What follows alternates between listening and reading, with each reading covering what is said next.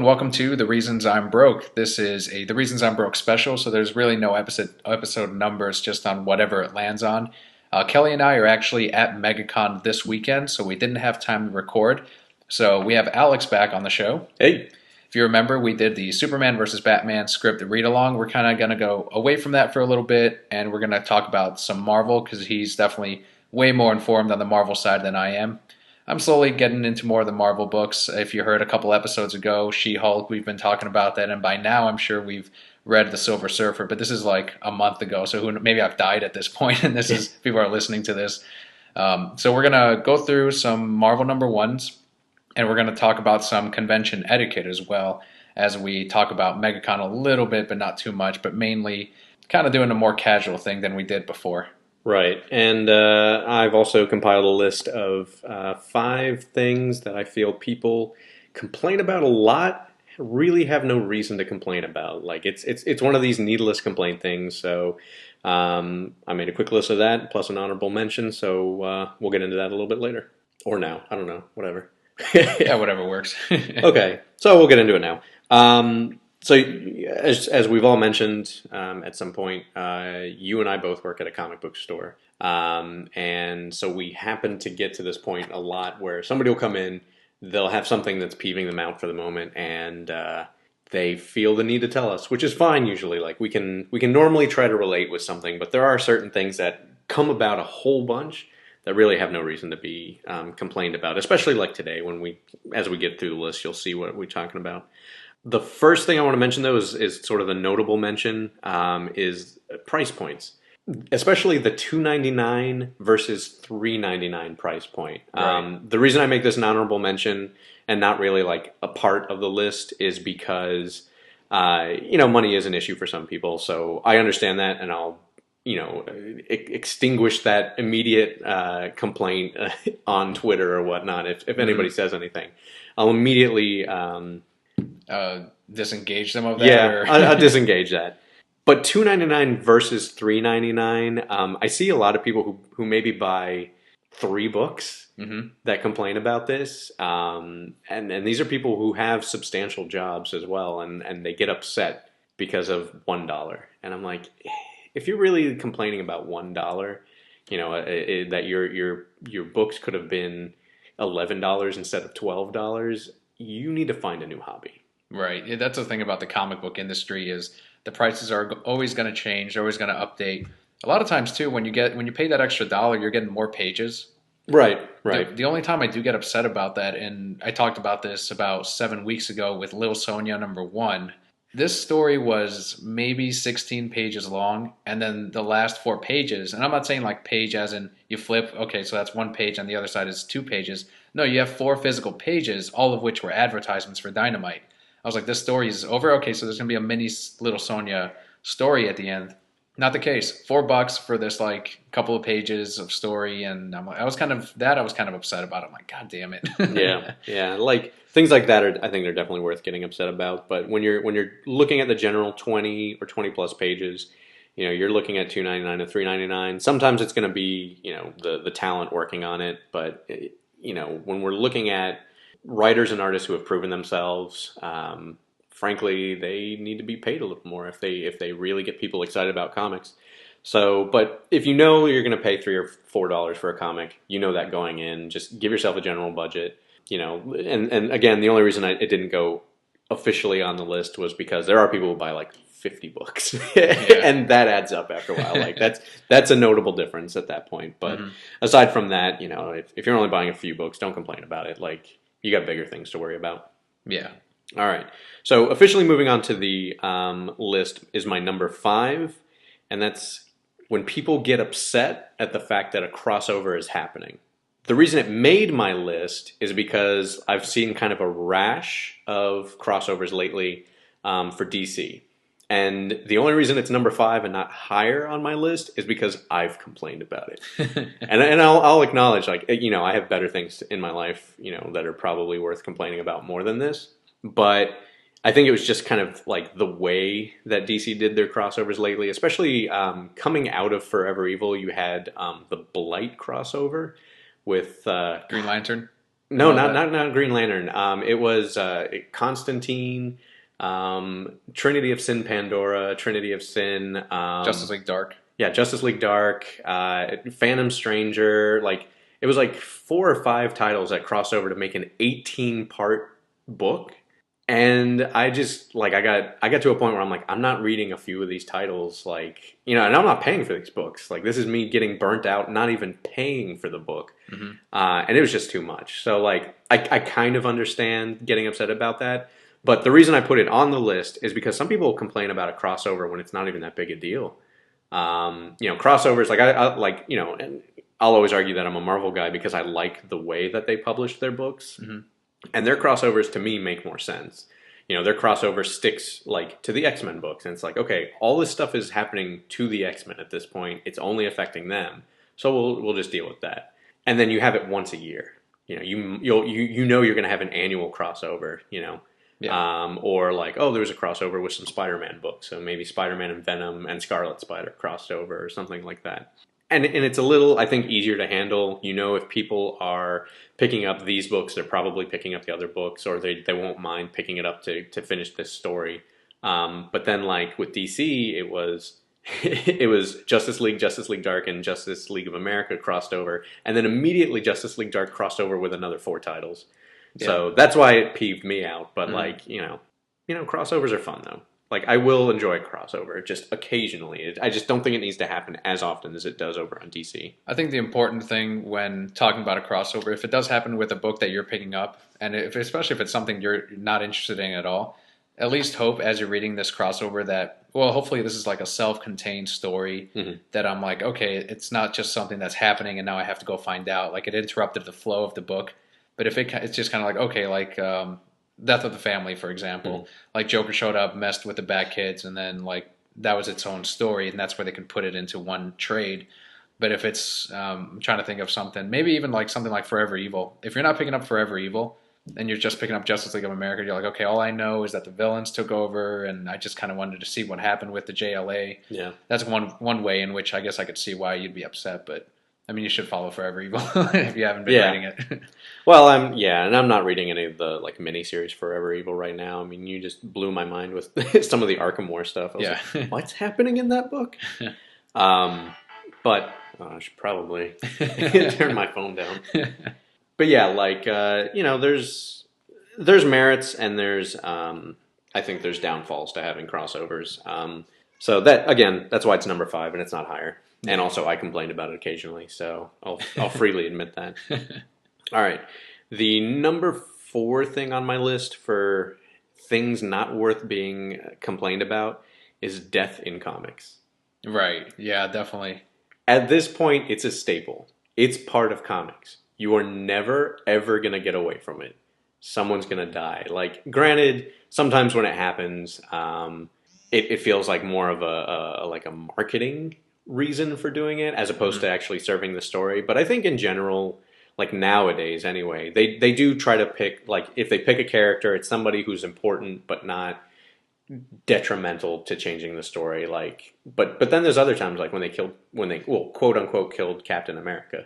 Yeah. What was that? What are you talking about? Civil War? Yeah, like right at the end of Civil War, that was a big deal, because that was Captain America, and then for a year after, there was no Captain America in his own title. No one expected that either. I was reading Civil War, and I'm like, holy shit, he got assassinated. yeah, and that's a perfect example of like, you can do death in comics really, really effectively and still have a really good story. But the reason that there's no point in complaining about it is actually my number 3 reason, rebirth in comics. And then the same people who get upset about somebody dying in comics gets upset about somebody being reborn in comics. And that drives me crazy. And I think a real recent example would be Peter Parker. Peter Parker's death, everyone came up and they got upset about his death in comics because they knew he was going to come back. And again, we know he's going to come back. Like it's not, it's kind of the old saying, it's not about the destination, it's all about the journey.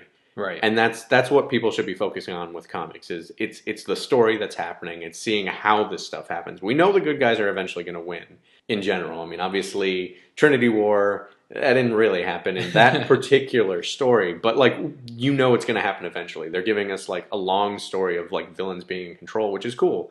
But we know the good guys are going to win eventually. We don't know how exactly. We don't know who's going to make it out. It looks like Dick Grayson's not going to at this point. Like, Yeah, so, yeah. Who knows what's there going was one guy that's like, "Where's that issue where Dick Grayson dies?" It's like he's not gonna die. Like Yeah. I think he's just not gonna be Nightwing. His identity's been revealed. It's kind of like Yeah. it's a little too obvious almost the way they're marketing, the way Dick Grayson is like in trouble. It's like he's clearly not gonna die. Right. And even if he does, whatever. Yeah. Right now, people are like, "Actually, he did die. It happened last week." I'm like, "Fuck." Yeah.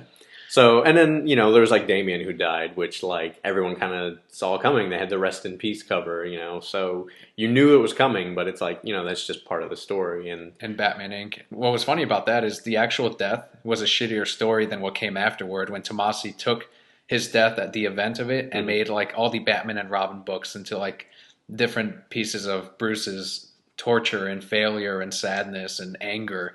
And I was like, this shit's better than the fucking death. And that's what you were talking about. That's the journey that you're talking about. Yeah. It's not the event itself. It's what comes after that. Yeah. And he actually did a great job of like building up this character. So you actually started going, hey, this Damien kid's not so bad. And then he killed him.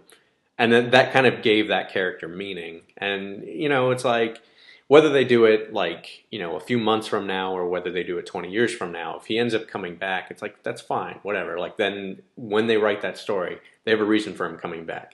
Of course, people at that point will get upset that he's coming back. Yeah.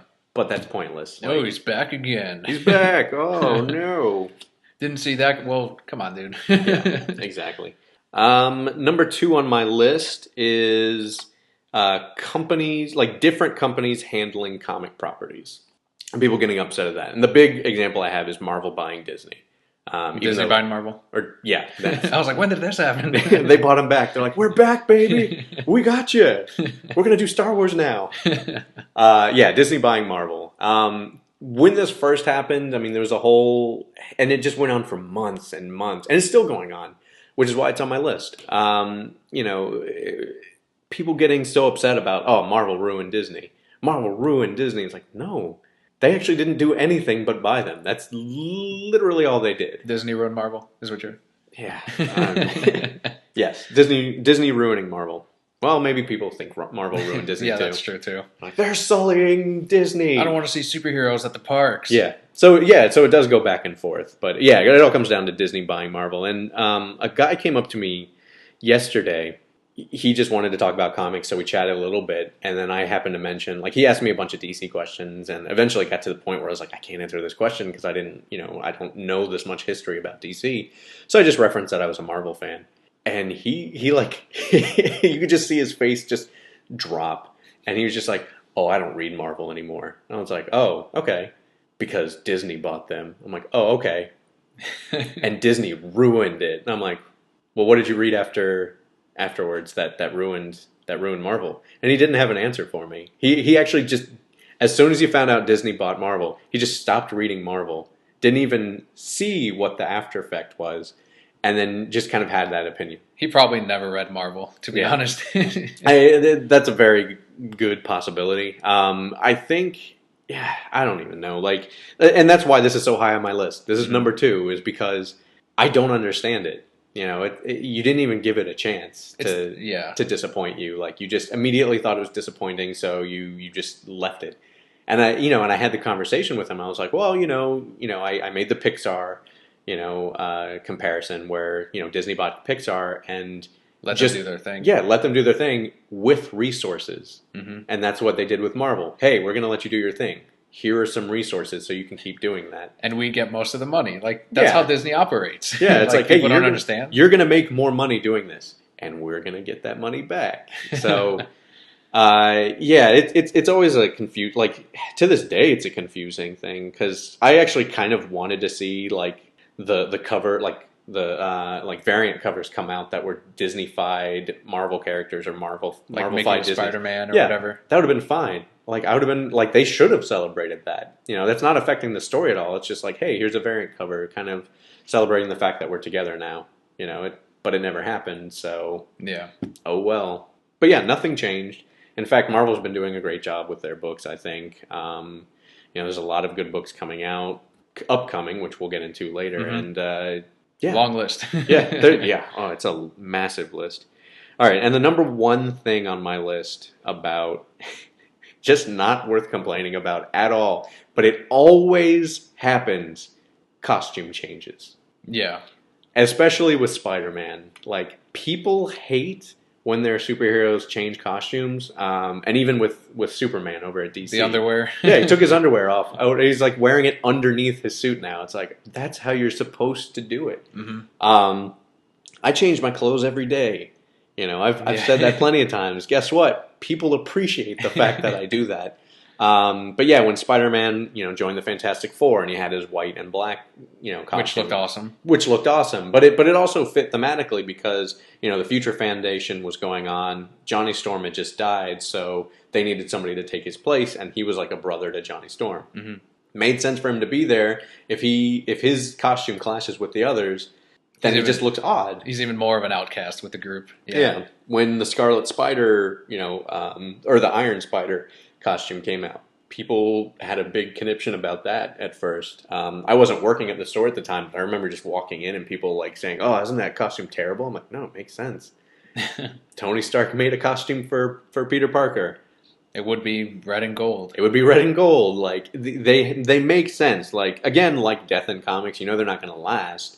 But it's kind of cool to just, like, change things up a bit. It gives things, something different to look at. I kind of wish I was around when Spider-Man's black costume came about, the symbiote one. Yeah. Because I'm curious if, like, people have always been shitty. Like, they've always complained about whatever. It's not like it's nowadays type of thing. It's always been that way.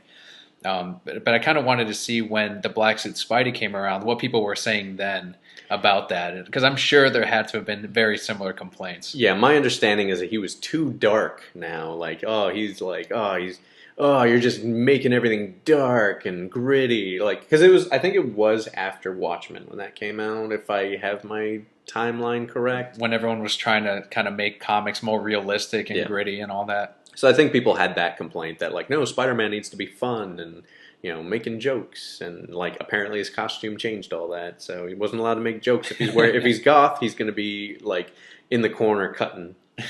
So that's my list.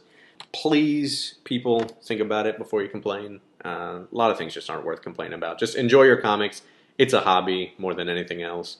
And there are a lot of comics coming out. Yeah, there's that saying where you hate the things you love and you love the things you hate. And that has never made sense to me. It sort of has because people complain about it, but they continue to buy it or whatever. But at the same time, it's like if it annoys you so much, like if you really hate this, either stop buying it or, enjoy it and continue reading it. Yeah. Like some people, I feel like they just pretend to hate something even more than it should. Like any video game as well. Anytime like DLC comes out or a brand new Call of Duty, there's a new one every single year. Yeah, and you're gonna buy it, aren't you? Yeah, I'm still gonna buy it. Yeah, come on. I was one of those people that I used to buy like almost every DLC for every game that I really enjoyed. But I kind of got to a point where I'm like, I'm not even really enjoying the DLC. Like, it's like I enjoyed the main story of the game. Maybe like new chapters or anything like that, or like, here's an extra mission. I would do that, but like, especially with multiplayer, I'm like, I'll just earn my upgrades, or I'm not going to play long enough to care. Yeah. So for me, when it comes to DLC, I view it as if they did such a good job with the game, Mass Effect, for example. I really enjoyed it. Put so many hours into it. When I calculated out the hours as opposed to what I paid for it, it would have been like a couple dollars an hour, if that. It's like that's absolutely worth it for a game like Mass Effect. I put over 60 hours into it. Paid about $60 for it. It's like $1 an hour. All the DLC that I ended up buying, they were $15 every single pack. Not all of them were worth it, but I felt like I got so much entertainment with the main game that the developer does deserve this extra money. I'm not necessarily paying for this experience that I'm buying. It's more like, I view it more as like, okay, so they entertained me. The story was great. It's going to be one of my favorite games of all time. Why not give them a little bit extra? Yeah. That's the way I view it. Yeah, I did the same with Fallout, for instance. Like they when they had their extra like missions and whatnot that you can do. I just plugged like over 100 hours into one game, like 120 hours, and I'm like, well, I guess it's time to do something new. I've done pretty much everything else that they put in this game. Yeah. So I definitely don't mind buying DLC for something like that, but just think before you buy And then if you don't like something, don't buy it again. Don't buy into it. That's how things go away. Yeah, it's like if you keep buying it, you are approving of it. Yeah, you're pretty much, it's voting with your dollar. If you don't want a Call of Duty every year, you don't buy it every single year because you're telling them, oh, you're just going to buy it anyway. Yeah. They're getting your $60. There you go. So. And if you enjoy it, keep buying it by all means. Like, I'm not telling anyone not to buy Call of Duty. And of course, speaking of things to buy, we've got a massive list of upcoming books. A lot of number ones. Some of these will have already released by the time this episode comes out. But at the moment, it's huge. It's definitely huge. And before we jump into this, I do want to talk about the number ones. The Brokettes out there have heard me talk about it probably about 4 weeks ago. Marvel puts the number one on the corner of the right-hand side of the book at the beginning of an arc. Mm-hmm. And then they put the book number at the very bottom right-hand corner. I took a picture of that, sent it to DC, and I'm like, you guys should be doing something like this because people will buy a book just because it has number one on it. That's sales. 2, it tells them this is where you can jump on. Because otherwise, if you're just looking at a book, you're a brand new reader, Alex. You go into the wall, where do you start? You just pick a character you like? Yeah, and that's actually been kind of the argument we say, like, when people come up to us, like, where should I start? It's like, there's so many places you can start. Like, you can honestly just pick a spot, but, like, ideally, you want to start at the beginning of a story arc. Mm-hmm. Any writer or even, like, editor worth their weight is going to make sure that when you pick up a book, it can be your first book. Right. So technically, you can start in the middle of a story arc that way. Especially Marvel does a really great job with their recap pages. A lot of people don't like that though. Like no. they like their beginning. Yeah. Yeah, they like to just go in there. But yeah, like just start. Especially with Marvel, start anywhere you see a number one. Mm-hmm. They tried that with that point one initiative, where if the issue number had a point one after it, you could jump in right there. I guess people felt that was a little vague, so now they just blatantly put a giant number one on there. Which is kind of, similar to when they used to put, like, the name of the chapter or story arc, and it would say part 1 of 5 or whatever. Mm-hmm. You knew right away, oh, okay, this is a story. Yeah, and I think the number one is more iconic, not only for, like, regular readers, but it says so much. And I obviously didn't get a response from anyone on Twitter on the DC front, but I don't think they can. Like, if they were like, oh, yeah, we're going to do it, like, I'm sure someone could see that and be like, they're clearly copying Marvel or some kind of legal trouble for that. But as long as somebody saw it and they're like actually thinking about it, because that's incredibly smart of them. But yeah, that's kind of what I wanted to talk about because you're going to see that number one on each one of these comics, but you're also going to see the number one on like a number 30 something when it's the start of an arc. And that's when you can jump on. Yeah. So let's go. Let's go into the list. Yeah. So we'll just go down this list. It'll be a mix of Marvel and DC. We just kind of compiled it together. Yeah. Actually, let's go ahead and start with a DC. Okay. Just get it out of the way first. So, skipping down, Batman Eternal, which we got the first look of in Batman issue 28, which could be argued could have been a zero issue, but you know what, like, or like a backup, like a series of backups, if they wanted to push, like, hey, we want people to know about this book, read it in Batman. Mm-hmm. But now that the deed is done, I got to say, like, I'm actually really excited for this book. Mm-hmm. I mean, Scott Snyder, I guess, wrote this, like, the Batman issue 28, kind of the lead-in to Batman Eternal, but it takes place kind of in the near future. What would you say, like, 5 years maybe? I think it's 5 years because DC's event this month, like last year, it was the Villains Month thing. Before that, it was the zero issues. This year, it's going to be 5 years later. So every single comic is going to jump into the future by 5 years, and I think that's where Eternal takes place. Right. So probably 5 years their time, which will be interesting if they want to try to catch that up at some point. But without getting into a lot of spoilers for Batman 28, which absolutely you guys should buy if you're a Batman fan at all. It's Batman in the future. I don't even know. Like, I'm running through the list of things happening there. I don't want to give anything away. Pretty much Gotham is in a state of... It's just chaotic in Gotham, like Gotham always gets. It happened in Zero Year, and it's happening again in whatever timeline they're in right now. But is it really chaotic? There's like a disease going around that he's trying to control, and there's some things going on. But then there's also this other portion of it where despite criminals running rampant, there's a sense of control at the same time. I don't want to get too much into it. I thought, the Gotham's Kingpin of Crime was an interesting choice. That was a good twist, yeah. I thought there's a lot of good back and forth, and there's a lot of good to see how Batman interacts with this Kingpin. So, and that was actually the most important thing I thought of that story. I'm like, this is interesting for me because it's not Batman immediately reacting the normal way he would. He's, being the person he is, he's taking into account everything he knows about this person. So, yeah, I'm really excited to read Batman Eternal. I want to see how this particular relationship plays out and see how it goes. Especially with the new member of the Bat family that we saw in this as well. Right. Yeah. Which, again, it's pretty obvious when you start reading it right from the beginning, but I'll leave that for anyone who wants to jump in and read it. Batman has a new partner. I'm not going to say who is his sidekick. I'm not going to say even if it's a Robin or not. But he's got a sidekick, and I think it's really interesting. So just go read it. It's awesome. Yeah. The next one we've got is Sinestro. I'll let you start talking about that. Yeah, Sinestro #1. If you read the Villains Month from last year, the Sinestro book, it's actually the same artist as that book. Continues on with the new Sinestro series. It's actually going to be a horror book, which I didn't know about. I read an interview with one of the writers, and he said that they actually go into some really dark places with Sinestro and with the book.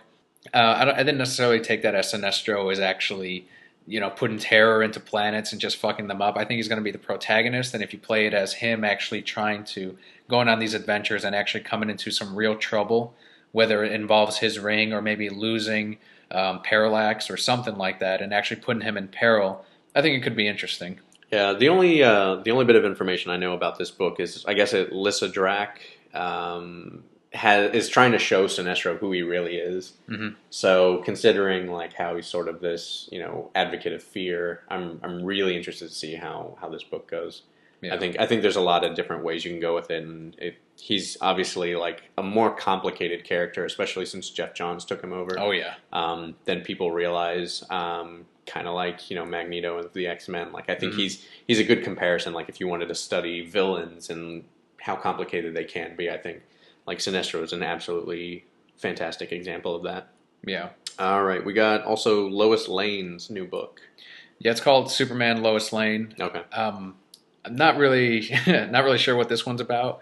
Lois Lane had her own book in the 70s, was it? Even going further back, you had Superman's girlfriend, Lois Lane, with the multitude of misogyny just plastered all over it. The super dickery? Yeah. No, it'll be interesting, especially with this new Lois. I kind of stopped reading the Superman title right around the time of the Return of Krypton, so I don't know how much Lois Lane has played a part since then, but I know, she was kind of just sort of there, but it was more about Clark and kind of his relationships with either Kara or him moving away from the Daily Planet. So I know they made her a more independent Lois Lane, right? Modernized her a bit, quite a bit actually. Mm-hmm. She's editor of the Daily Planet now. Yeah, I don't know what to think about it. I'll check it out. I check out pretty much every #1 that comes my way, just to give it a shot. Yeah. Just to have an opinion about it. Mm-hmm. So I'm not going to write it off. I know DC is very often, they're very proud of the fact that they have a lot of strong female characters in their own books. I know they've given Marvel a lot of crap for not having their own titles, but I think Marvel's also kind of had a lot of diversity within a lot of their titles anyway. So, yeah, that's true. Especially if you look at the X-Men anyway. But we'll get more into Marvel titles coming out because there's a lot of them. It's funny, real quick, that you mentioned that because when the team behind Batwoman left, and then they had that, I think it was New York Comic Con right after that, and they had these people follow them to every single one of their panels, like Dan DiDio and everyone else, and they're going on and on about how Batwoman isn't getting married and how they treat women in comics. Yeah, and by Sunday, Dan DiDio was like, okay, here's all the female creators we have, name them all off. Here's how many characters we have that have their own books. How many does Marvel have? And it was kind of one of those things that he pointed out more or less that these people were never reading any comics at all. They were just kind of getting behind the issue of LGBT. Yeah, and I'll agree with him behind there. I think while I don't agree with the marriage edict, I kind of understand what they were coming from. Is superheroes shouldn't get married because our lives are too complicated. And it's like, well, that's the logical thought behind it, but people don't always function on logic. Mm-hmm. So, like, you know, I think you can explore superheroes getting married and make it interesting.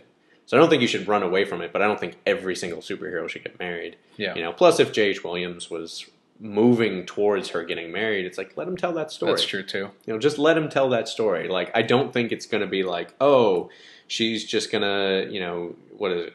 I forget the name of Batwoman. I don't know. not being a DC guy. Like, it's not Cassandra Cain, I don't think. No, I haven't read any Batwoman either, but... Like, I read that first arc, and I actually really enjoyed it. I just had a hard time keeping up with everything at the time. But, I mean, he was moving towards his story. Let him tell his story.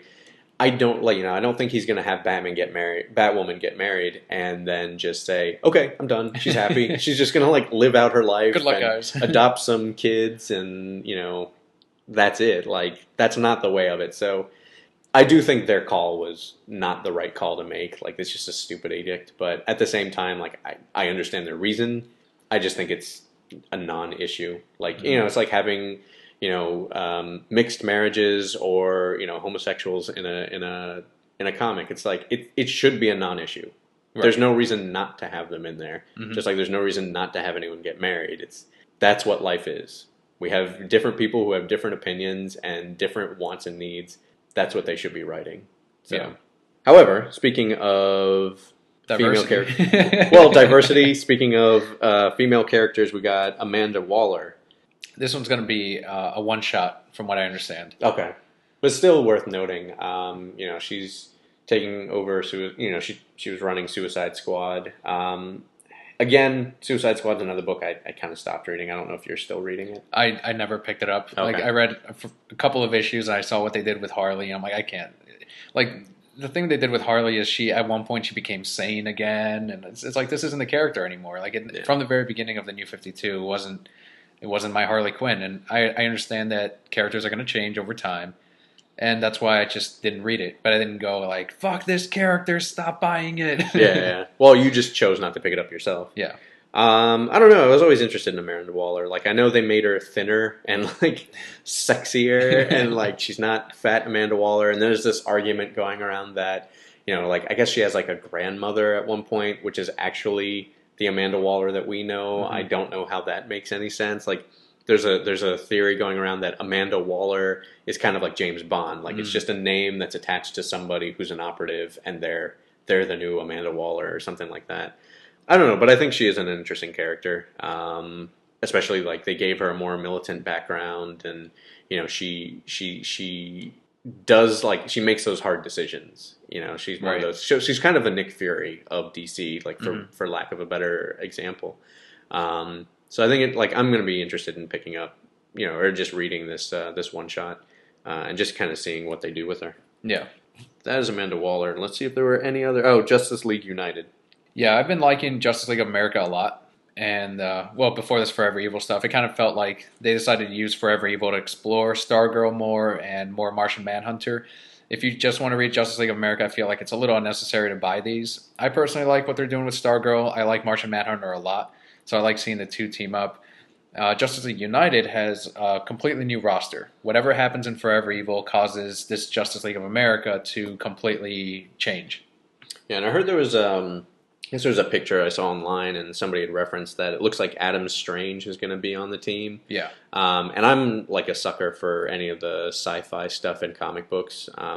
So I'm actually really interested because I'm not an Adam Strange reader. I didn't read any of those books back in the day. But I'd be really curious to see like what they would do with him now, with me as a new reader to that character. That's true. So yeah, I'm down with it. Like I generally like the Justice League books when they're not crossing over with 4 other titles. Because I like team books. I like to see how they do with that. So yeah, Adam Strange. He's got a jetpack.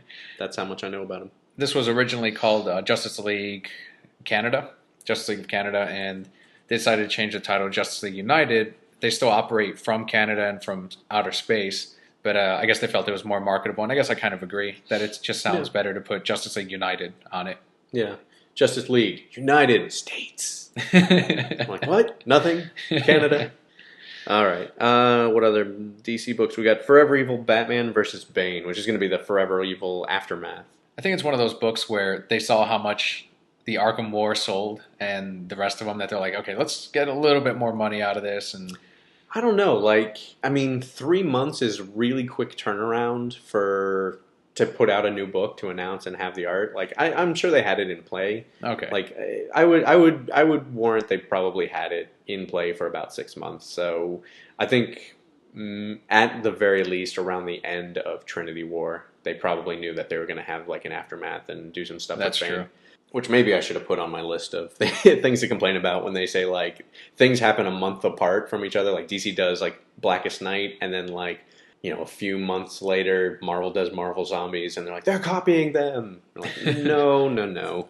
There's no way to make books that fast. Like unfortunately, like like if you ever look in the back of a comic book, you'll see like November like 2013 is when they wrote the back of the book, and the book actually comes out in February, March. Yeah, And that's just the final letter that they wrote. So that's when they were already done writing it, and art and inks and that have already been turned in. So I wouldn't say that they did it because of that, but I'm sure a lot of it has to do with Bane, and I'm sure a lot of it has to do with Batman. Especially a picture of Bane dressed as Batman. Fighting Batman. Fighting Batman. It's Batman versus Batman, essentially. Yeah. And they're like, this will sell based on the title alone. Yeah. Batman versus Bane. Yeah. Done. Batman versus Bane. And if they're not reading that, they'll see Batman versus Batman. And they'll say, Batman versus Batman, who's going to win? So that's, I'm sure it has more to do with that than it does anything else. However, there was another book, which I don't know too much about either, but it looks kind of interesting, is Secret Origins. Another DC book. From the solicitation, it looks like this is going to confirm origins of certain characters. Mm-hmm. So anything that we haven't already had confirmed. So I doubt like you're going to see Supergirl because we kind of know everything that happened with her past at this point. But maybe like they're going to confirm some minor things, maybe with like some of the Robins. Right. Like Red Robin maybe, or like certain Green Lanterns that, maybe people want to like have it tied down. Like how did they actually start in this universe? Which a lot of people have been asking for the last couple of years since DC's relaunch. So Secret Origins, it's definitely an ongoing, do you know? Or is it a miniseries? I don't know. It just said #1 next to it. So I'm led to believe it'll probably be an ongoing. Mm-hmm. But who knows how long it'll last. Yeah. So, and then last on our DC list is Aquaman and the Others. You wrote down, or it's Aquaman and the Others. Yeah. It's pretty much Aquaman's Justice League of sorts. If you read the Aquaman books, you know that he has his own number of friends and team members that he kind of works with. If you pick up the second trade, you see his struggle with that because you see that he initially can't really work with them, can't really trust them, and kind of learns the value of friendship. Yeah. Some of the most interesting things like coming out lately, I think, have been with Aquaman. Like I loved what Jeff Johns has done with him, and like I know a lot of people dropped the book after he left, but Jeff Parker's been doing a really good job with it. Oh, really?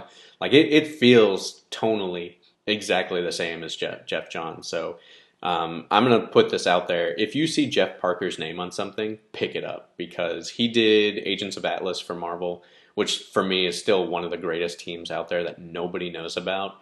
Which is kind of the joke because, like, in the Marvel universe, like, not a lot of people know about Atlas as it is. So it's like not only do the people who read comics not know about this, but like the other people in this universe don't know about them. And he also picked up for after Jeff Loeb finished up his Hulk run, he picked up for him in Hulk, and like I thought that was some of the best stuff because it really explored like. General Ross as the Hulk and like kind of why he did things and, how he interacted with this world and the fact that nobody knew that General Ross was the Red Hulk and everything. So, Yeah. And there's a little joke. It's like the fact that Jeff Parker always takes over for another Jeff, and just still knocks it out of the park, either better or just keeps it on par. So Jeff Parker, he's an awesome writer. Definitely he needs more attention, I think. So, yeah. I think with that, we can jump into the Marvel books. Yeah, this is where my Marvel ignorance really comes through. And I'm probably not going to talk too long on each one because there are 1, 2, 3, 4, 5, 6, 7, 8, 9, 10, 11, 12, 13, 14, 15, 16, 17 books on this list alone. And I guarantee you we probably forgot a few. Yeah, like we haven't even like We ran out of room on your Chipotle napkin, so there's no more room on this. So we're just going to get into it. A few of these titles were solicited a little while ago. Some of them are very new solicitations, but as of recording right now, they haven't come out. The first one is Magneto, and I'm going to jump into that because we had mentioned with Sinestro that if you have a really interesting villain, they are worth having their own title. They're worth taking some time out and just focusing on them. There was a miniseries a while back called Magneto Not a Hero, which I thought was just an awesome book. I did read that trade. It was really good. It was an awesome book, awesome art. You had Magneto. This was shortly after he had joined the X-Men, and was basically following Scott's lead, which he's still doing in Uncanny X-Men. And you kind of got this, like, he is sort of the X-Men's Wolverine, which sounds really weird to say, but he's kind of like, he will do what he needs to do for mutants. Whereas I think Wolverine is a little more admirable in his reasonings for doing stuff. But so Magneto's kind of like Ra's al Ghul. Fair enough. If you want to make that assessment, explain yourself. But no, if you've read the recent Uncanny X-Men, I want to say 13, you'll know it because it has a big Magneto face all over it. Written by Brian Michael Bendis. He goes out to Madripoor, which is now like the new mutant sanctuary. Like no longer Genosha is done with, Utopia is done with. Now it's Madripoor, which is sort of this country of crime. But mutants have taken over it. I'm not going to get into specifics because I definitely think people should read it. It's a one-shot, so it works really well on its own. Mutants have taken over. He goes just to kind of see what's happening. And it's interesting to see how he observes this mutant haven, essentially, where mutants can grow and thrive, and how he looks at how it came about and what his political stance on it. And just that one issue I thought was fantastic. And then to know that continues over in his own series, I can't wait to read anymore. Like, I think this is going to be an awesome book. I actually don't have much more to add to that. Iron Fist Living Legend #1, which was just recently solicited. The Iron Fist book by Matt Fraction and Ed Brubaker was awesome. If you even sort of have an interest in like kung fu movies, but having a deep background to kind of fit with that, that's an awesome read. You can read it. It stands alone. I think they have an omnibus out. You can just try to pick that up at like at a comic shop near you. Is that the one that's called The Immortal Iron Fist? Yes, that's The Immortal Iron Fist. Is a fantastic book. And I think they're coming out with another book that actually has, there's a short miniseries after that called like The Living Weapons, which kind of finished off that story and like, with a few other characters who were in it. Definitely a great read. This new Iron Fist title, Living Weapon, is written by, and I might screw up his name, Kara Andrews. Mm-hmm. He did, where I first discovered him was in Spider-Man Dark Reign, which he just does, he has his own art style. Like, it's really, really, like, it's flowy, but you have real thick lines around certain edges and thin kind of blending colors. But like his Spider-Man Dark Reign, like a lot of people always focus on the fact that you see Peter Parker's penis in it. Yeah. What? I didn't know this happened. You didn't know about that? No. Yeah. Like when the first issue came out, it's an old Peter Parker too. He's like 60, 70 years old. You see his penis at one point. He's like just sitting down naked or half naked. And that's what everybody made a big deal about. But it was one of the times that Marvel tried to relaunch Marvel Knights. But the story itself was just awesome. It was 4 issues. It's Peter Parker, like he's lost everyone he loves and he kind of just gave up the fight. But then you kind of see how and why he comes back to fight, and like how like they start bringing in extra characters who are all older. Some of his older villains. And you see all of their penises. Yeah. So yeah, no one can ever let go of the penis. Apparently not me now. Yeah, you haven't even read it and just seen it, and already next time I see Dark Reign Spider-Man, we're like, oh, that's that penis book. Yeah. Oh, let me look in there. I remember I saw it on the shelf. The cover was like a lot. Like it was mostly black, but it had like Spider-Man in torn costume just holding the grave of like Mary Jane Parker. And that was like, I was like, I have to read this. And the book was awesome. But now, getting back on track, Kara Andrews is doing Iron Fist Living Weapon. And I can't wait to see what he does. Because he's one of those guys, he's an artist and a writer. He knows how to tell a good story. hopefully Marvel's given them enough leeway to kind of get enough story done where it'll be on track. So I'm really hoping for it. Like it's one of those books I probably wouldn't have picked up if not for the talent behind it. New Warriors is a book probably about to come out, I think even next week as of recording this. So it'll be out when people listen to it. It's a team book. It's got a lot of like C-list and D-list characters. Nova's going to be on the team. Wasn't he originally on the New Warriors? Or am I thinking of something different? There is a different Nova. So right now there's you have the young Nova, Sam Alexander, and then there was Richard Rider back in the day who was on the original New Warriors. So it's kind of like a new incarnation of that team, where some of the old Warriors, some of the old New Warriors have come back and they're trying to reform the team, which is you're kind of seeing that in the pages of Nova right now. But Scarlet Spider is on there, so you have Kane on the team. There's a few other characters. I haven't really been looking too closely at this book, but I am interested to read it just because it's got a few characters in there that I'm interested in. And I'm always a sucker for team books. Like I love to see team dynamics. So we'll see how that goes. But yeah, that's definitely one to look at. It'll be on your pull list then. It'll be on my it'll be on my read list. So okay. I'll read it the night that we get our shipment, and then I'll return it the next day. If it's good enough, I will probably keep it. Like if it blows me away. Ghost Rider, which is the one that everyone seems really upset about. It's not Johnny Blaze. There's no motorcycle. The art style is pretty different from what you would normally see in a comic book. Which I think is always Marvel's strong suit. Like one of their strong suits is they have so many different art styles. Mm-hmm. I don't know much about it. It's not the female Ghost Rider either. It's not the female Ghost Rider. It's like a younger. Yeah, it's like a young teenage. I guess he's like a street racer type of guy. Like there's not I haven't followed it only because I'm like, all right, well I don't want expectations for this book. I want to go in completely just unbiased as possible. So I think based on how different it is. I'm kind of coming to terms with, don't be afraid of how different this book is. I'm going to give it a try. Hopefully it's good. Hopefully it's good. If it doesn't pick me up in that first issue, I don't know if I'm going to keep reading it. But, not willing to pay money for it yet. All right. Let's see. Oh, X-Men Legacy. You put leg, and I didn't. I was like, was it Legends? X-Men Leg. Legendary? What is this? X-Men Leg? It's an acronym. Yeah. X-Men Legacy. Yeah. X-Men. Leave every something. I don't know. All right. So X-Men Legacy, which actually now looks like it's going to be called Nightcrawler. So it's not an actual X-Men Legacy book.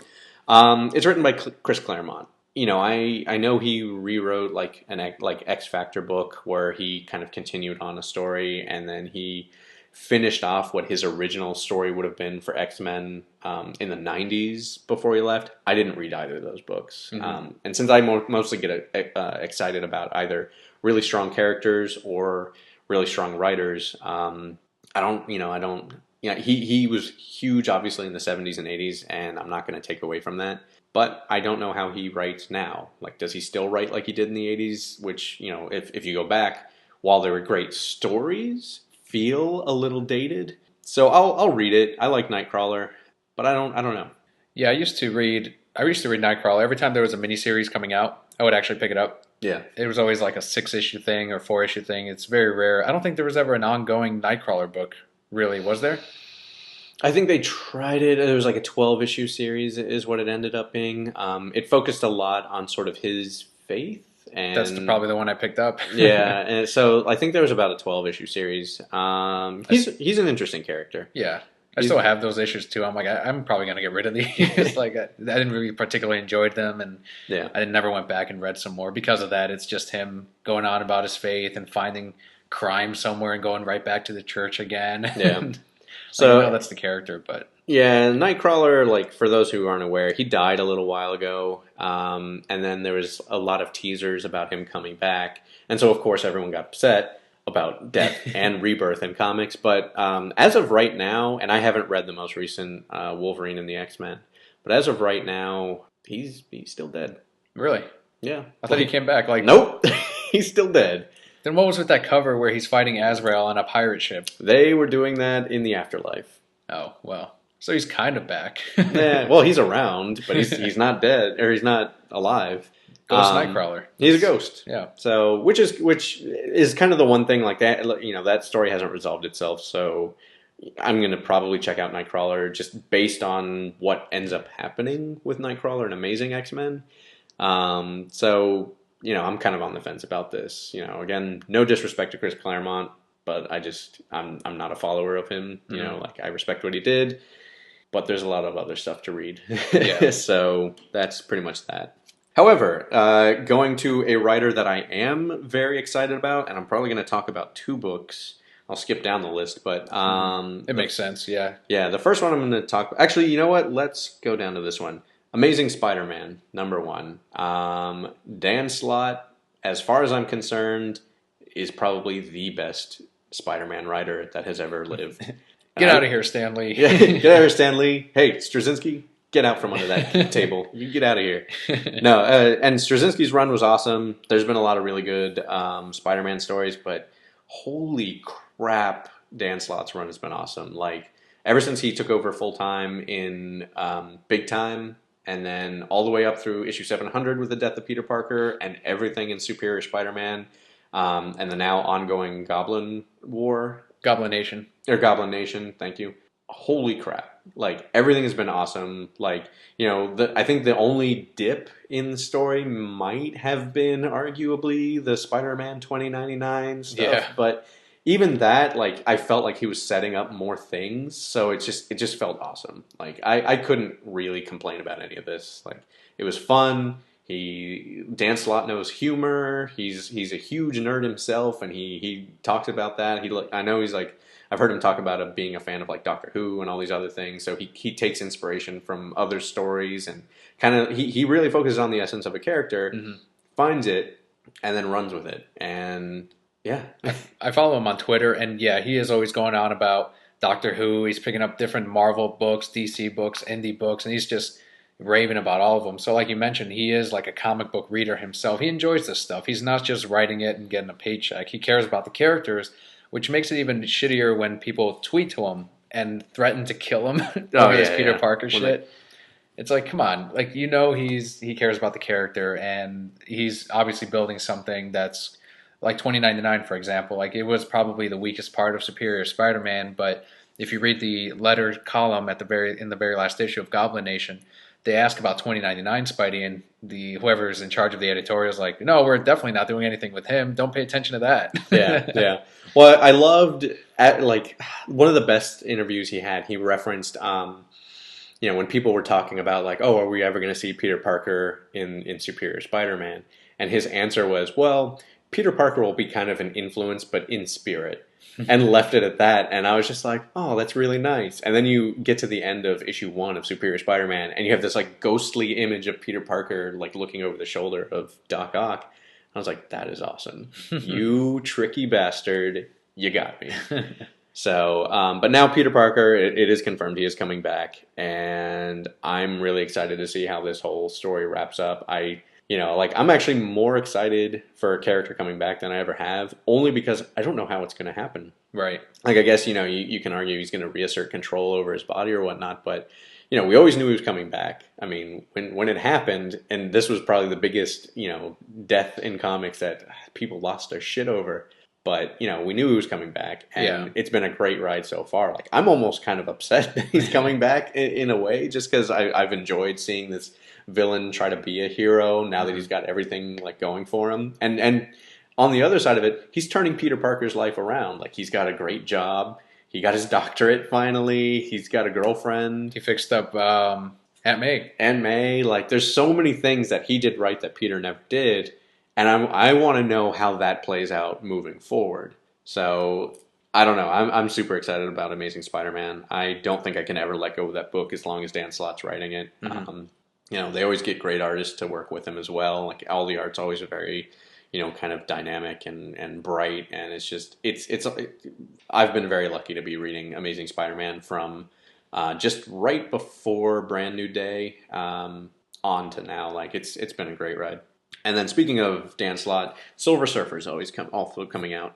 And I referenced this to you, that this looks like it's going to be Marvel's version of Doctor Who. Right. Where you have a character who has the ability to just travel the boundless regions of space and he's got a female companion with him. That's all I need to know. I'm on board because this is his chance to write a Doctor Who-like story. Right, and I added this to my sub. I'm not a Doctor Who fan at all. Like, I've seen bits and pieces, and none of it really interested me. But just the premise alone, like you mentioned, it's a guy that the Silver Surfer can go anywhere, and he's taking someone on an adventure. And when you have this human, I don't know much about the character of Silver Surfer, but if you can explore the human side of the Silver Surfer through, maybe he grows to care about this girl that he's with. I don't know. It sounds like it'd be a lot of fun. Yeah, I think Silver Surfer, like, he's always been that sort of like almost godlike figure with just a bit of humanity still left in him, and that's why he like helped protect the Earth when Galactus was coming down.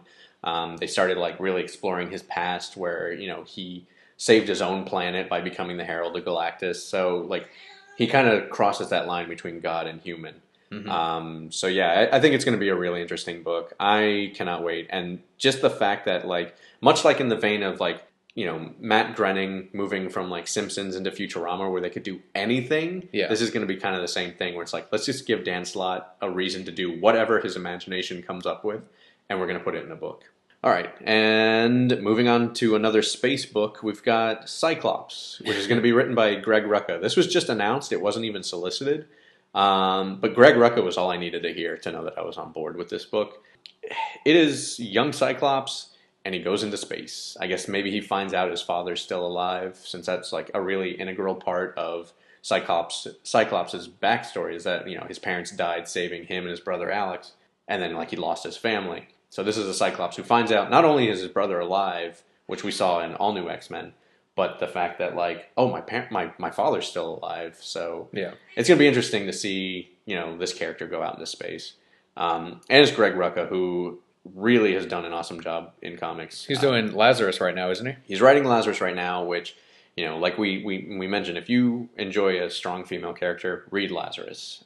It is awesome. It is post-apocalyptic, which everybody loves. That's like that's what's hot right now. Yeah, that's like bacon now. Like people love putting bacon in things. Well, people want everything to be post-apocalyptic, but he does it where it's not overly fantastic. It's not like there's no zombies. You're not worrying about like crazy science fiction. There's a little bit of science fiction in it as far as like genetic modification and kind of like accelerated growth. But it's almost taking the world back into a feudal system and seeing how the rich treat the poor, even though the poor are like masses and masses of people. Right. How just that 1% kind of like takes control over everything that's going on, but done quite literally.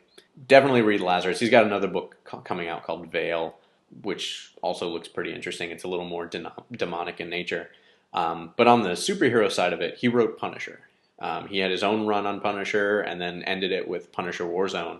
And that, to me, was the best Punisher book I've ever read. Because he did one simple thing, which he kept Frank Castle quiet the entire time. Really? He was more of like a force of nature than he was like a character in the book. And that was perfect to me. Like you saw through the eyes of like two police detectives police detectives who were essentially just at the aftermath of a Punisher attack and like how they react to it. So he can really find a new angle on a story, and I'm really interested to see how he does with Cyclops. And going into strong female characters, recently released was She-Hulk #1, which was awesome. It was Charles Soule. He is a lawyer, writing about a lawyer, poking fun at lawyers. Like it is an awesome book. Like if you love lawyers or if you hate lawyers, you should absolutely read this book. Or if you are a lawyer. Yeah. If you are a lawyer. And we have several lawyers who are subscribers over at our store. But it is an awesome book. We sold out almost immediately. Like I almost really regretted not picking up the book. Like it's still available and in print as of right now. So like if I ever change my mind, I can still get it. But it's out of print. It is out of print? Yeah. Oh. That's fine. Like I don't need to buy it, but if you get a chance and find it somewhere, I think there's a second print probably coming out, most likely. Worst comes to worst, Comixology. Yeah, if you can't find a physical copy anyway, then yeah, I will approve of digital at that point. But it should be read. Like it absolutely should be read. So it's funny, it's smart, it's really taking this character into kind of like her own direction. Like, you know, she's always working at firms, and it's just kind of seeing like it's really interesting to see how she works in this world of superheroes and lawyers as well, like the legal side of it. And then another number one that has recently come out is Ms. Marvel, which is another great book. It to me, and I haven't seen it billed this way anywhere, but it feels like kind of the Peter Parker of today, where you like sort of Peter Parker and Spider-Man back in the day were like, oh, let's have a book that teens can read and identify with, and they've done that twice. I thought that was Loki, because all the teenage girls that come in, it's always Loki. That's not identifying. That is lusting after. No, like you had Spider-Man back in the '60s, and that was the book for teens, the superhero book for teens. And then they did it again with Peter Parker, but it was the Ultimate Universe. And they're like, okay, we're going to do it again. This is a book for younger kids, or you know, not younger, but just you know, kind of younger readers. Younger readers. This is absolutely the new version of that without having to repeat the same thing all over again. You know, this Ms. Mar, and I can't remember her name, like the character's name. Something Muslim. Well, she is a Muslim teen, but it's really looking at her as like from a teen point of view. Like, and this is the most accurate like feeling of being a teen there was. Like, it's always a trope that's used in any storytelling, whether it be movies or comics or whatnot. But it's like, you know, the constant bullying, like where like people are picking on each other. Except it's a little more sly in this way, where it's like this almost feels more appropriate because it's people acting like they're saying the right thing, but they're really under their breath, like insulting you at the same time. Oh wow! You know, so and it's like seeing that in a comic, I was like, yes, that's how people made fun of each other. It's like, you know, they didn't just make fun of each other because you made fun of your friends, and then your friends made fun of you back. But the people you hated, you acted nice to, and still made them feel like shit. And that's what this book is. Like, she already has insecurities of being like one of the few Muslims in her school, and like having to deal with the fact that she knows people are like looking down on her without any real reason to, even though they're being nice. Like it felt pitch perfect from like what I remember in high school, you know. And then also like dealing with like now she has powers, and like she, you know, there's like stuff with her family where she wants to be one way, but she, you know, wants to be true to her heritage and doesn't know what direction. Like there's a lot of confusion there. This is one of the best like comic books that focuses on a teen that I've ever read. Nice. So it was real. Like I was extremely surprised with it. And that was another book we sold out day one. You know, and like we occasionally get somebody who is uninformed enough to kick it back. And then it sells out immediately after that. Like people come in and out of the store waiting for like a new book to come out. And because it's already sold out, it's already out of print, we don't take requests on it, which means whoever comes into our store, if they happen to be there after someone kicked it back, they're getting it. Yep. So it is an absolute, like, I would put it on, you know, like people should buy this book. Like, so you enjoyed that more than She-Hulk? Even though I think I did. Like they're very different. I think there's going to be a lot of good stuff coming out of She-Hulk, and Charles Soule is an absolute, like, he's proven himself as a writer to me. This one's written. It's written by Willow G. Wilson. I feel really bad not knowing her name off the hand, but like this is like now a name that I'm going to be looking out for when I like want to check out a new book. It was great. But I mentioned both of these books because, you know, I don't know if this was in response to Dan DiDio's comment about not having female characters, but that's two books that have just come out recently, and now there's a third book coming out that's Captain Marvel. And this one's written by Kelli Sue DeConnick, who has like I picked up. She's married to Matt Fraction. Okay. So you got two people who, you know, are just they obviously their entire life is comics. She wrote. It was a rescue one-shot that tied in with Iron Man when Matt Fraction was doing his run. She has written she's writing Pretty Deadly right now, which is sort of this like dark fantasy Western book, and it's awesome. Like, and that's by Image right now. But she's a really, really strong writer that people probably should be paying attention to as well. So yet another female writer on Marvel's payroll, in addition to, you know, I'm going to say Ms. Wilson, who's writing Ms. Marvel, as well as Catherine Immonen, which people don't give a lot of credit to as well. What's she writing? She was writing Was she writing? No, I think Kelly Sue DeConnick. I'm getting them all mixed up, which I feel really bad about. But she was writing Ms. Marvel, no, Captain Marvel, and part of the Avengers. I'd have to look this up. But Captain Marvel, the current one, she was a female. There's been a female Captain Marvel previous to this, right? Yeah, and it's still the same Captain Marvel. It's Okay. still So it's just bringing her book back type yeah, of thing? it's still Carol Danvers. But yeah, it's another renumbering. It's been I guess the last Captain Marvel ended back in November, December. So it's been a few months, but like the new book's coming out. And again, Kelly Sue DeConnick, who's writing Avengers Assemble, I think. Like in the back, like I know I've seen the name. I'm pretty sure she was. I know she's a broquette, by the way, and she's listening right now. Like, damn it, Alex! I'm sticking up for your books. Yeah, I don't know. I'm really tired, and I didn't have all my notes in front of me. But yeah, like check it out, Captain Marvel. I'm excited for it. I put it on my sub, and I was really upset that I was the only one who put it on my sub. So, and I kind of had this like crisis of what I wanted to do. So I ended up knowing that I can just read the book and get it at a discounted price. I took it off my sub and started talking it up, and I've gotten a few people to add it to their subs. Oh, that's good. So I know we'll have enough to hit the wall when it comes out. But like because nobody added it to their sub but me, I don't know how many are being ordered. So if you're listening to this podcast, probably the same thought process is going to be going out for this book, and I don't think stores are going to be ordering enough. Like I think it's going to be based on the fact that Ms. Marvel was so strong and She-Hulk was so strong. This is going to be another book that sells out. So I am reading it the day that we get it in our shipment, and I'm going to pass it along to somebody else to buy because this book needs to be read. I'm guessing, based on the strength of Pretty Deadly alone, like just it's an absolute beautiful book. It's beautiful, it's haunting, it's everything I want in sort of a dark fantasy and Western. I don't want to give any of the story away. I felt like really the story solidified itself by issue 3. So if you check out Pretty Deadly, please give it a few issues. Read it.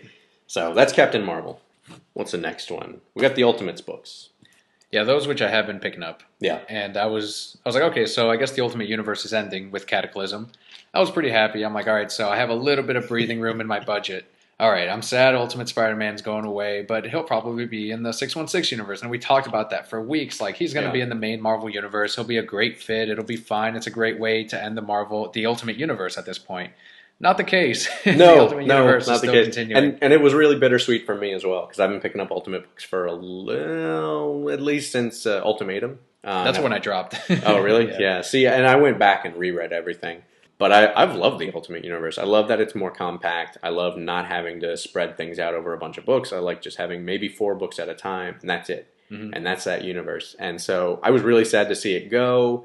But at the same time, I was like, I understood. I was like, well, sales haven't been there. But like now that they're coming back, I'm also really excited. I'm like, oh, I want to know what this new Ultimate FF is. And I want to know what's going on with Spider-Man. I want to know what's going on with the Ultimates. And how do they get out of Galactus taking over and just destroying everything? Well, I don't know if you know, but that portal batarang came back again, and it knocked Galactus out. Knocked Galactus. It's like, what's that? Oh! Yeah. His one weakness, Batman. It's like, wait a minute. What's everybody's one weakness? Oh, Batman. But I guess Miles Morales is going to have his own book.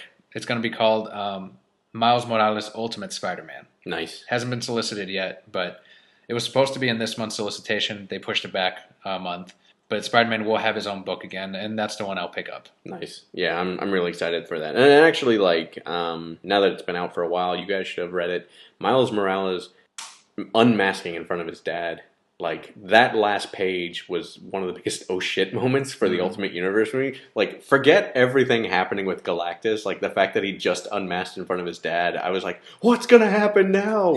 What is his dad going to say? So, and then the follow-up with that, I think, was, like, really solid. Yeah, like, it was really good. So, I'm still excited to see how it goes. And actually, now knowing that the Ultimate Universe is going to end, like, that's one of the things I'm most excited about is, okay, well, how is his dad going to react, like, moving forward? Now that world didn't end, they actually have to deal with everything.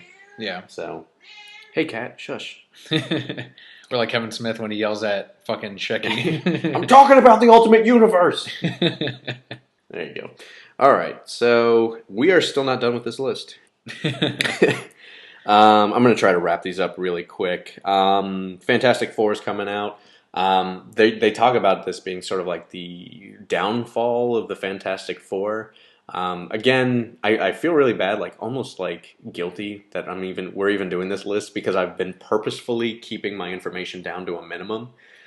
I've loved Matt Fraction's run. I really love Jonathan Hickman's run on Fantastic Four. So like ever since kind of like around that Jonathan Hickman, maybe even Mark Miller run era, like where they started kind of revitalizing Fantastic Four, like I'm always interested to know what's going on with these characters. Yeah. There's a costume change, which isn't drastically different. It's red instead of white, so people haven't been giving that much of a deal to it. So they still have a number 4 on their chest, so that's fine. Is it the same Fantastic Four, the classic? It looks team? like it, but I don't know if they're going to change it down the line. So, Okay. But I just really want to see what happens. So. Did Johnny Storm come back ever? I don't know. Yeah, he's still been around. He's actually been around. Like he came back in Jonathan Hickman's run. Oh well. So like he killed him and brought him right back. Gotcha. And then technically killed him several other times and brought him back. But you'll have to read that to understand what I'm talking about, which you should. So that's Fantastic Four. Let's see where that goes, is kind of that. Elektra, and mostly I am a writer guy, but Elektra number 1 caught my attention because of Mike Del Mundo. He did all the covers for this last run of X-Men Legacy. That's where I recognize that name. Yeah. And like every cover, like I couldn't help but just kind of stare at before I opened the book because some of them I had no idea if they would tie into the book at all, but many of them sort of like tonally fit the book. He had all these really interesting ways of playing with like, and I should mention that X-Men Legacy, this most recent run, featured Legion, who was the son of Professor X, and this book started right after the death of Professor X in Avengers vs. X-Men. Is one of Del Mundo's cover the one where one guy's getting his head shaved? Yeah. And okay, that's exactly the one I saw. Yeah, and that's actually the last issue that just released. Mm-hmm. This is one of the best like X-Men runs I've read in a long time, and it's so hard to explain to people why it's important. But you know, they took a character who nobody cared about, like nobody cared about Legion, and like made him really really important. Like, and it was all self-contained too. You didn't need to read anything else that was going on in Marvel. It held up on its own. He took a more proactive stance than his father did, than Professor X ever did, but also kind of knew what he was doing the whole time. And he also kind of had to face his own destiny in it as well, like who he really was as a person, how he's defined without his father being around, essentially telling him that he's a monster when you really get down to it, or at least his perception of how his father used to look down on him. It was a really great book. So most of the books are out in trade right now. People need to read that because if you really just sit and just really just take in that story, you're going to get a lot out of it. But now the artist is going to be working on Elektra, every single cover being as beautiful as possible. Like I really want to see just how this book looks. A lot of it looks like Sinkovic's art from like the old Elektra series. Like Okay. it feels really inspired by that. So I would definitely, you know, if you feel nostalgia for the like 80s and early 90s Elektra books, check it out. These next two I'm going to put together is Hulk and Daredevil. Mark Waid is essentially continuing his run on both of these books. They are just getting a renumbering, but I guess both books are going to take like sort of like there's going to be a big like oh shit moment at the end of each. I guess they've already announced and made obvious that like Bruce Banner gets shot at the end of Indestructible Hulk. But obviously, you know, he's not dead because, you know, this new Hulk book is taken over. So it's going to be really interesting to see kind of like what Mark Waid does with these two characters. It's, even though they're both number ones, they kind of feel like the same book. So, you know, there's not too much to say. If you enjoy either Daredevil or Hulk, I'd say especially with Daredevil, like it's been a really, really good run. So if you get a chance, check it out. If you like either characters. If you've already been reading it, no reason to stop reading it just because they're renumbering it, because it's the same writer, so you're going to get consistency between the two books. So it's kind of just like a continuation, really. So it It really is really just is. a renumbering. Yeah, Okay. think of it as like, I guess the best way to think of it, like if you have to, is like season 2. Hmm. Which is the easiest way to take comics. Is like, don't think of it as renumbering, just think of it as a new season of this particular show. Gotcha. Inhuman is the next book. Matt Fraction was slated to write this book, and I think Charles Soule is writing it now. So again, we got Charles Soule, who we all love because he's awesome. There's a lot of misconception, it seems, of like why Matt Fraction's no longer writing it. Like Hmm. everyone immediately jumps to like, oh, well, obviously Marvel's dicking him over. And from everything I've read, that's not really the case. It's just one of those situations where Marvel had an idea like of how they wanted that book to go in one direction, and Matt Fraction wanted to tell his story, and they couldn't make those two desires mesh. So as a result, Matt Fraction left the book, and it didn't seem like there was any animosity. It's just like the publisher has their right to want the direction of a title to go in one way, and the writer had a different opinion and said, "Well, I'm not the guy to write this book." So it's similar to the Batwoman situation then. Yeah, He ended yeah, up just leaving yeah. as He's well. just like, "All right, well, I'll just leave." Like, I think people want a lot of drama to happen in comics, but if there's that much drama, they ain't getting these books done, and Yeah. that's time and money. So I think, I don't know. I was really excited knowing that Matt Fraction was going to write it, and now that Charles Soule is writing it, still very excited. So it'll be interesting. I don't know how much of the art was already done, and I don't know how much of it is going to be like, maybe like art that was done and Matt Fraction had scripted, and now they're going to keep the same art, and then Charles Soule is going to do different words over it. Not really sure. If that is the case, it'd be really interesting to see kind of what the changes were. Yeah. I don't know that we're ever going to get those, but oh well. Probably happens all the time anyway. Yeah. We just don't know about it. Yeah, and it should be noted that Inhuman is coming out of the Infinity Right. event that happened last year, with the fallout of Adelan crashing on New York and the Terrigen mists just spreading over the world. All of these latent Inhumans that have been like spread out over the world, like had some Inhuman in their family at some point, they're all emerging as Inhumans now. So they're kind of the new mutants without being X-Men, without actually being mutants. So, and there's a few things in a few stories where they're already talking about like, are regular people going to be able to differentiate us anyway? Like, even though they're an Inhuman, they still see us as a danger. So, Yeah. these new Inhumans would still need help from mutants. Just because they're Inhumans doesn't matter. So it's kind of interesting to just kind of see the superhero community kind of come together in this and not be like, well, you're different from us. It's like, no, we know what it's like to be told we're different. So, yeah, I don't know where this is going to go. Another wait and see type of thing. It is another wait and see, but it's a really strong writer behind it. There's no reason why I can't be excited about it. All new Dupe. It's really funny. Like, Dupe's a character I always kind of enjoy in the background. It's a miniseries, so I think it's going to be worth my time to at least just check out. But much in the vein of Larfleeze, I there's certain characters I like in the background and kind of there for the occasional support. But it's David LaFuente doing the artwork, and I love me some David LaFuente art. So we will see. But Dupe's a fun character. As far as a miniseries, I think it's fine. Like, Yeah. I think it'll be fun. There's no reason to think otherwise. Maybe if it was an ongoing. If it was an ongoing, I don't know that I could do it. But I think a miniseries is appropriate. You're not upsetting the crystalline structure that is Marvel Universe. You've got Dupe. He's fun. One miniseries ain't gonna kill you. But the last one of them that I am super excited for is Moon Knight, written by Warren Ellis. The last thing I think he wrote for Marvel was Secret Avengers. Like, he did a quick run in that, and that was awesome. Like, every single issue was a self-contained story. They kind of had a full arc by the end of it, but it was just great to see all these different Avengers he was doing.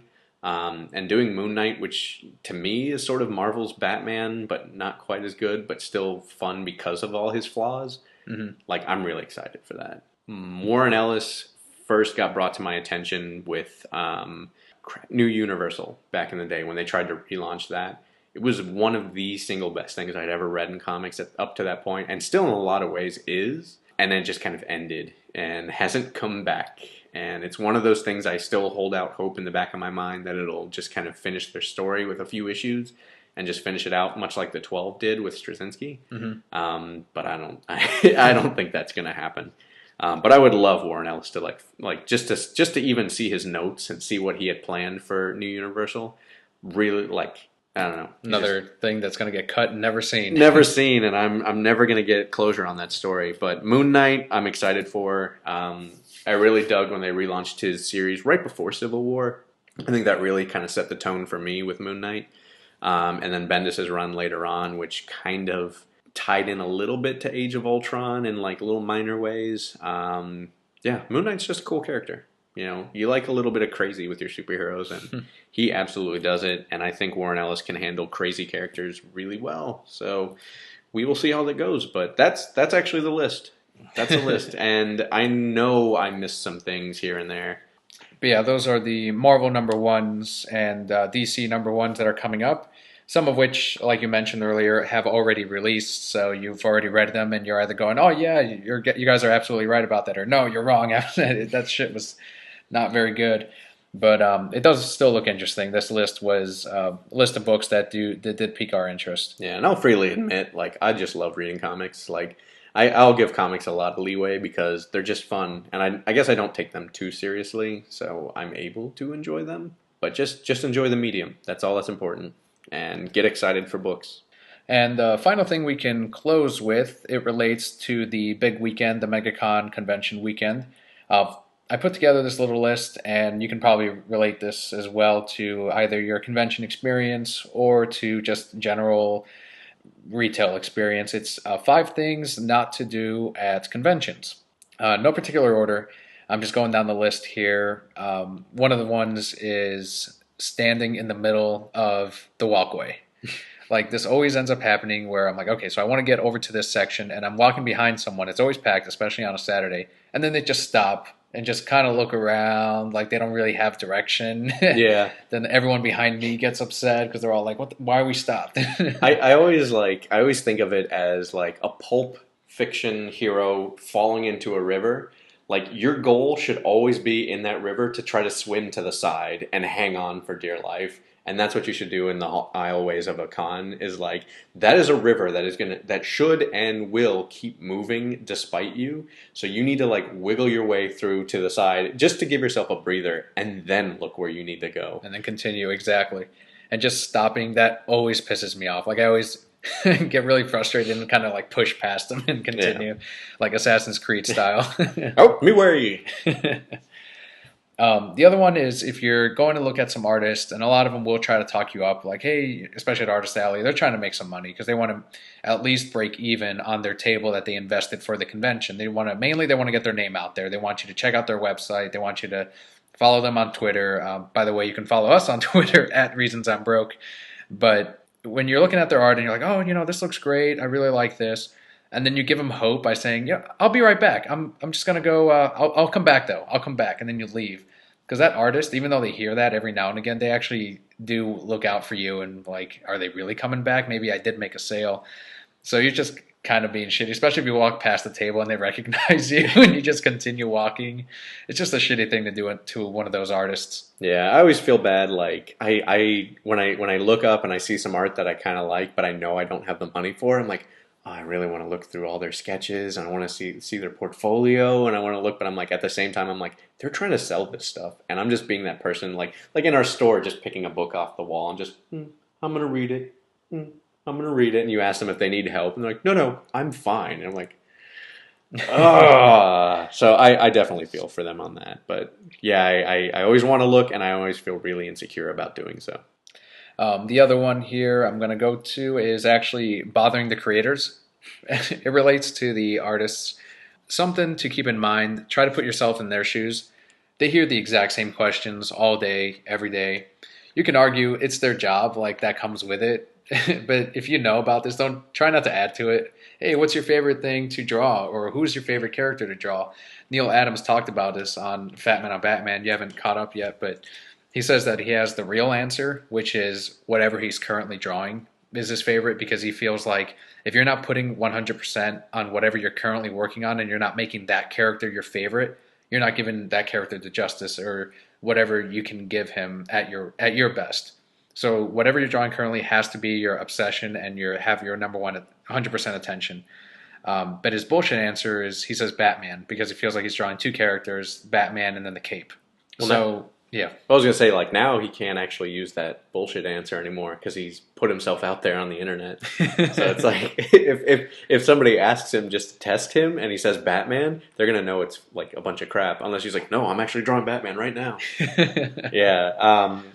Way back in the day, maybe like 10, 11, whenever Bruce Campbell put out his Confessions of a B-Movie Actor book out, I remember waiting in line and then suddenly having anxiety about asking him a question because I realized like whatever I ask him, even if I want to know it, I know he's answered a bunch of time.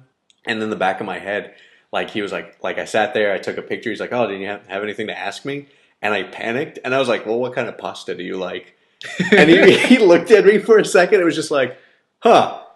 Well, let me like he actually held the line for me. He's like, let me tell you how to do this, and he talked about how he likes his pasta just not sauced up with a bunch of stuff, just a little bit of olive oil, maybe some like grated cheese and some herbs, and he likes it really like just simple pasta, like whatever the pasta is. If I remember correctly, he doesn't care. Like it could be spaghetti, angel hair, penne, whatever it is. Just dress it with a little olive oil, maybe some garlic and just leave it like that. Leave it simple. And I'm like, that's always stuck to me. If I asked him any other question, I probably would have forgot the answer by now. But now I always know what Bruce Campbell's like favorite pasta dish is, like how he likes it. And I don't know why I panicked and said that. I was just like, I can't think of anything else right now. And I was hungry at the time. So I was just like, there you go. That's my question. Answer it. And he seemed appreciative. Like, when you see him like at panels, he seems almost like he knows what questions he's going to get and he's going to fuck with the audience. Mm-hmm. So I was like, he seemed appreciative that he didn't know immediately how to answer the question and actually gave it some thought.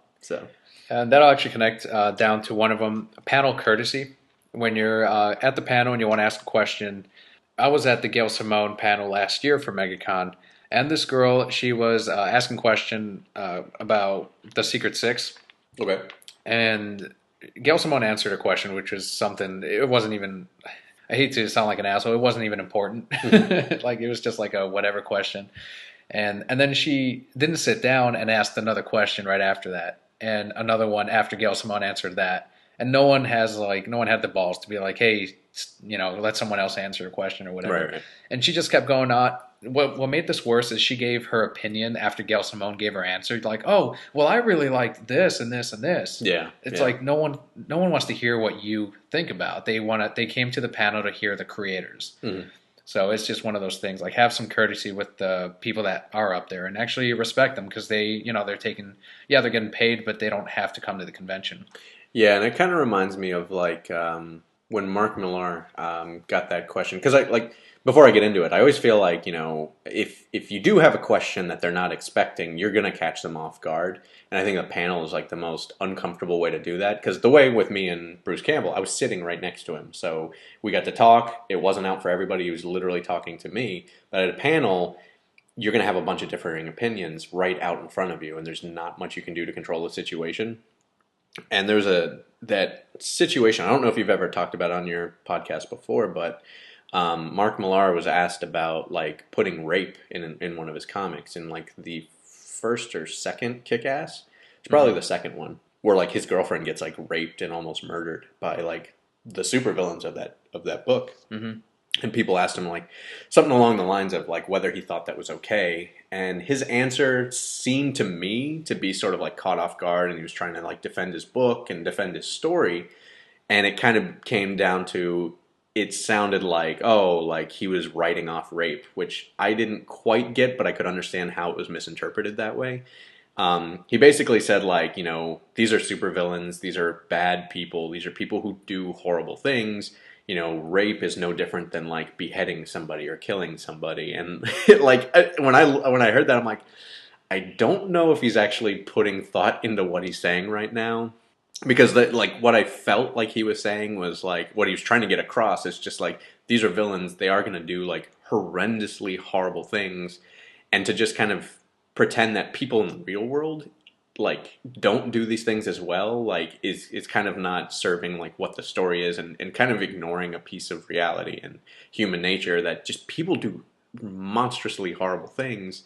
what ended up happening was that backlash of like, oh, he's just writing off rape, and it's like, not really was, but he did not get into detail about it. Yeah. You know, he was caught off guard by that question, and I think at the very least, like there should be an allowance for a follow up question to kind of like make sure that they can collect themselves and like because you're catching people off guard. They don't know what they're going to be asked when you go to the audience. So, you know, and I don't know for sure. I can't get into the mind of Mark Millar, but that's kind of like me sitting down and actually thinking about what it's like to be in that situation.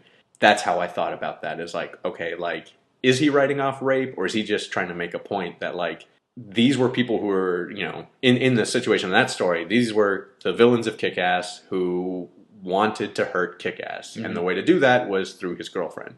You know, and that's how they chose to do it. Like, you know, let's throw this in front of his face and he's going to know how serious we are, et cetera, et cetera. I don't think he was writing off rape, but at the same time, I think he needed, at that point, to acknowledge how horrible it was and just kind of say, this is horrible. That is actually why I put it in my comic. Like, I'm not saying it's right. I'm not saying anyone who gets raped should be like, you know, just thrown to the side and say, forget you. Yeah.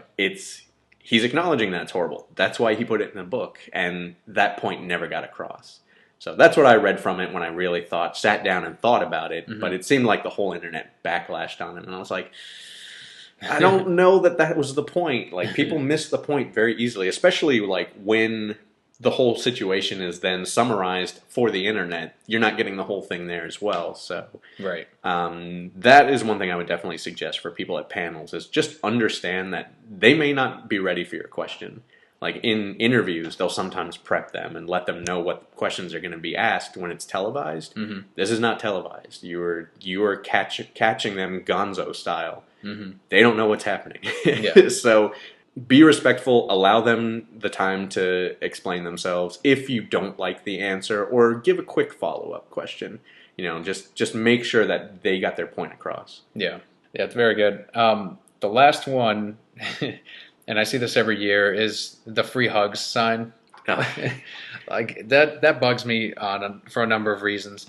I think the main one is years ago there was a anime convention that I used to go with my friend. He was a huge anime guy, and he really wanted me to come with him. I'm like, yeah, I like conventions. I'll come with. I've never been to an anime one. And at the time, Pocky was huge. It's still pretty big, but back then there would be signs that would say hugs for Pocky. And then the next year, it turned into kisses for Pocky. That year, it ended up being where people were actually exchanging sexual favors for Pocky. And they had to get rid of, they're just like, no one can have signs at these conventions anymore. Like, they're like, this is not going to happen. And then, so I see this at conventions now, like just free hugs and a sign. It's always just some guy that wants to get a hug from a girl. And it's always funny when it's another guy that comes up like, oh, okay, and give them, because they're never happy about that. That's not what they want. So I don't know. It's just like one of those minor things that you see every single year, but for some reason bugs me. I don't know. It's just one of those things that's always bugged me. Yeah, the only thing that I hate is I sometimes get very uncomfortable because like I've been to like a con, like I've been to MegaCon before where they had the free hug sign, and I got hugged and I didn't want it to be hugged. Like they just came up and hugged me, and I was like, "What the hell's going on? I didn't invite this. I don't know you." Yeah. Like I don't mind if they're just out there with their signs, but like make sure somebody wants a hug before you just hug them. You know, especially because it's like sometimes you just don't want to be hugged by a stranger. Yeah. Like, and then, yeah. So you actually have a good reason. Me, I'm just like, I don't want to see them. Yeah. So, I don't know. I put my shoes in, like, I feel for when, like, you know, like, celebrities or writers or creators or anybody, like do the photo ops because, like, you got to wonder, are they going to, like, grab me after sweating in this con all day? That's true. So, like, you know, don't feel bad if the celebrity doesn't hug you in your picture. Like, just be happy that they're standing there and you get to talk to them, I guess, because they're probably really tired. Yeah, exactly. Like, be happy that they're standing here. I hear and I don't know her name, but the girl who plays Maggie in Walking Dead is apparently very friendly and loves her fans. So, you know, if she doesn't hug you or if she doesn't like seem very pleasant around you, you probably did something wrong to her. And you should feel bad, not her. Yeah, but always, I would say don't initiate like a hug or a handshake. Leave it up to them, like Greg Capullo. After every single person, he does this every single time. He's sitting down, you come up, give him your comic or whatever, he signs it. After he signs it, he stands up and he shakes your hand, sits back down, next person. Every single person, he'll stand up and shake their hand. Yeah. Like, that's one example. Like, if they initiate it, cool. But if they don't want to shake your hand, it's kind of hard to deny it. Like, Yeah, have you ever had someone extend their hand for a handshake and you really don't want to, but you do it anyway? Like, ugh. Yeah. Well, I'm German, so like knowing how Germans do that, they will not only grab your hand, they will hold onto it and they will look directly in your eyes the whole time and make you feel very uncomfortable. That is weird. So yeah, I know what it's like. But that is, we covered our list. We started the podcast with the list, and we ended it with another one. Some top fives. We covered some comic books as well. And hopefully you enjoyed this special podcast. These are usually a little bit longer than what you normally have. But at the time, Kelly and I are having fun at MegaCon while hopefully a lot of you Brocats are there as well. Yeah, and I'm actually going to enjoy working at the store while everybody is at MegaCon, so I have a nice, easy, relaxing, comfortable day. You're also going to have a lot of people asking, like, oh, you didn't go to MegaCon? They're like, no, apparently you didn't either. You're right here. So I think that will do it for the podcast this week. I hope everyone enjoyed it. You can find us on Twitter at Reasons I'm Broke. Let us know which of these number ones you were most excited for. And if you went to MegaCon, what was your most favorite thing to do there? We'll actually do a full MegaCon podcast next week. You can also, if you're listening on YouTube, don't forget to subscribe. We always put up some unboxing videos as well as the podcast. Also, if you want an app to have us on the go in your pocket on your favorite iDevice or tablet, just download the Stitcher application or find us on iTunes. You can just search The Reasons I'm Broke. Finally, on Facebook, like us on Facebook. If you don't have a Twitter and you still want to check out all of the various pictures that I put up, a lot of times I'll talk about a certain page on the podcast, and just for reference, I'll put it up on Twitter, Facebook, and Instagram for all the listeners to check out as well. So don't forget to like us on there too. That will do it for this week. Thank you, Alex, for being on the podcast. Absolutely. And I hope all of you enjoyed this newer podcast with Alex and I talking about something other than like a script reading. I thought it was more fun as well to do like a more loose talk and actually talk about comics instead of reading a script, which that was fun as well. But it was good to do something different. And if she's listening, I want to give a personal apology to Kelli Sudaconic for getting any books that she and or Catherine Eminem may or may not have written. I'm sorry. You're both awesome writers. That's all that's really important. And he's buying your books. I'm buying both of your books. All right. Thank you for listening. I'm Daniel. I'm Alex. See you next week. Bye.